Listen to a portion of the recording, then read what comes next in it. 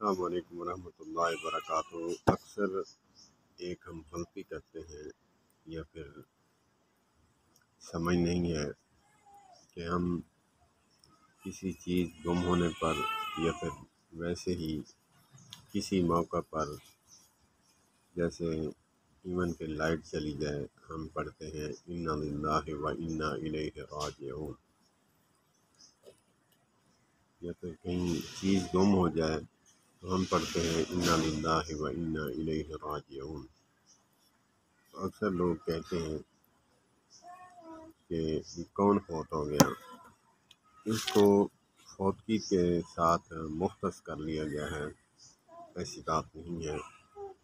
قرآن پاک کی آیت کا مفہوم ہے کہ جب کوئی مصیبت پہنچے، اعوذ باللہ من الشیطان الرجیم، بسم اللہ الرحمن الرحیم، وَإِذَا أَصَابَتْهُم مُّصِیبَةٌ، جس وقت بھی کوئی مصیبت پہنچے، قالوا انا للہ و انا الیہ راجعون پڑھ لینا چاہیے۔ تو ہمیں ان چیزوں سے ناواقفیت ہے، تو ہمیں چاہیے کہ ہم ان چیزوں کو سوچا کریں کہ اس پر جو ہے اگر لائٹ چلی جائے، یہ بھی آج کے دور کی مصیبت ہے کہ جب لائٹ چلی جائے تو بچے، بوڑھے، ایون کہ بڑے بھی، تندرست بھی تڑپنے لگ جاتے ہیں، جیسے گرمی یا پھر آج کے دور کے لحاظ سے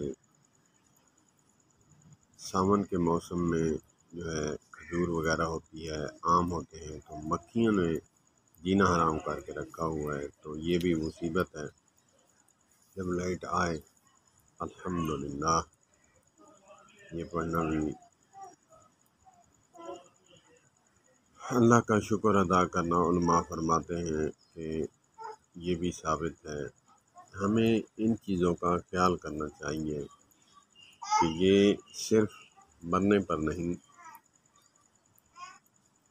گم شدہ چیز پر بچہ گم ہو جائے، اگرچہ اعلان ہوا ہے تو بھی انا للہ و انا الیہ راجعون پڑھ لینا چاہیے۔ اللہ پاک ہمیں دین کے ساتھ وابستہ رکھے اور علماء کے ساتھ وابستہ رکھے۔ اللہ پاک عمل کی توفیق عطا فرمائے۔ السلام علیکم ورحمۃ اللہ وبرکاتہ۔